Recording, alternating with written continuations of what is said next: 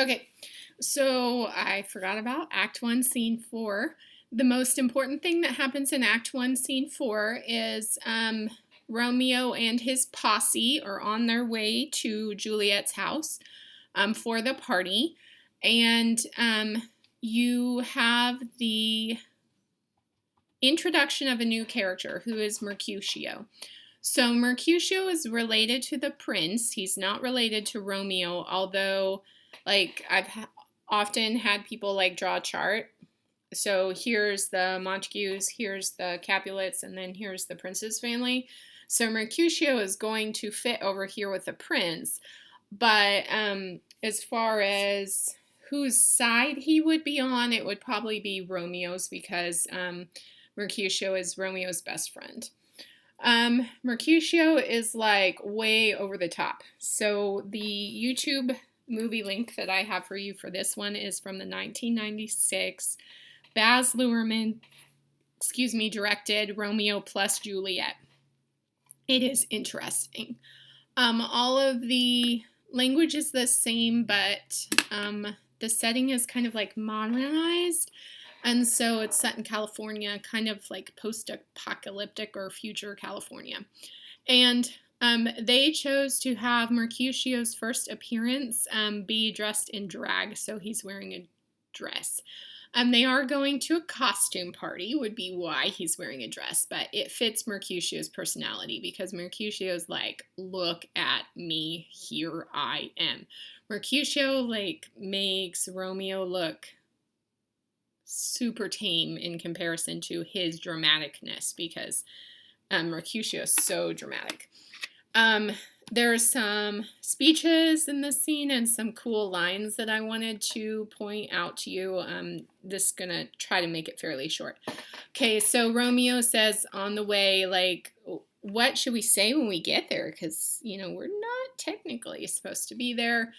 Or should we just go in? Benvolio says, we'll just go in, we'll have a little bit of a dance, we'll check out some ladies, and then we'll be on our way. We won't cause any trouble. Romeo says, I'm too depressed to really get into this, so let me carry the light. And Mercutio wants him to dance, and then Mercutio's giving Romeo about a hard time I'm currently on page 1, and I'm just getting ready to switch to page 2. So Mercutio says, you take love too seriously. Like, it's supposed to make you happy. It's not supposed to make you sad. Love is a tender thing. Okay. And then Mercutio makes a joke at his own expense about halfway down on page 2, like, give me a mask, because I need like, if I wear a mask, it's just about like wearing my face because I'm ugly. You know, my face looks like a mask, so it doesn't matter if I have a mask or not. Okay, so then Mercutio says, when we get there, get up and dance, like all of you, dance and have a good time. My favorite line, I would say one of my top 5 favorite lines from the play is Mercutio says, come on, let's get a move on. Let's quit talking and let's move. I'm on page 3, about halfway down. And Mercutio says, come, we burn daylight. Ho, like, who would have known that the phrase burning daylight, which to me I think of like, I don't know, workers or cowboys or something, say we're burning daylight. It came from Shakespeare, like who would have thought? So Mercutio says, we're burning daylight, let's get a move on. And Romeo says, nay, it's not so, like we're not burning daylight, it's nighttime. But I just wanted to point out that most people don't realize that phrase, burning daylight, comes from Shakespeare. It comes from Romeo and Juliet, and I like that. Okay.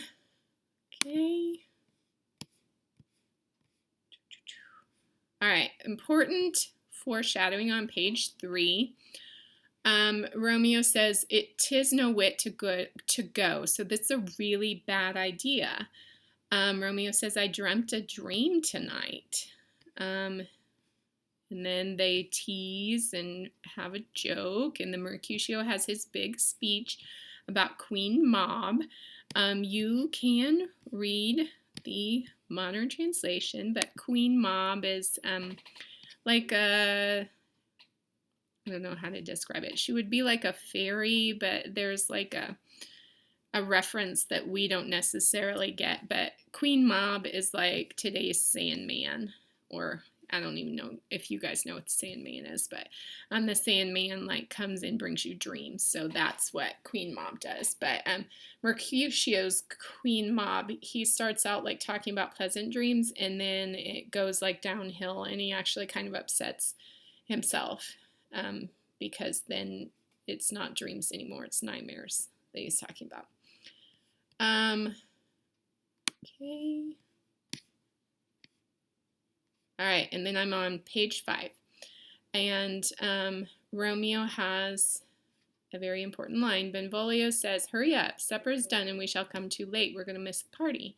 Romeo says, "I fear too early, for my mind misgives. Some consequence, yet hanging in the stars, shall bitterly begin his fearful date with this night's revels, and expire the term of a despised life closed in my breast by some vile forfeit of untimely death. But he that hath the steerage of my course, direct my sail. On, lusty gentlemen."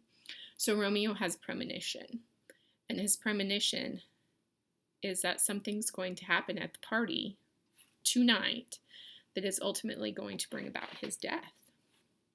So even though he has this premonition that something is hanging in the stars, we talked about the stars, fate, he has a premonition that something's going to happen tonight, and ultimately it's going to bring about his death. But he says, "On, lusty gentlemen," like, let's go. And Romeo says, "He that hath the steerage of my course, direct my sail." So whatever fate shall bring, fate shall bring.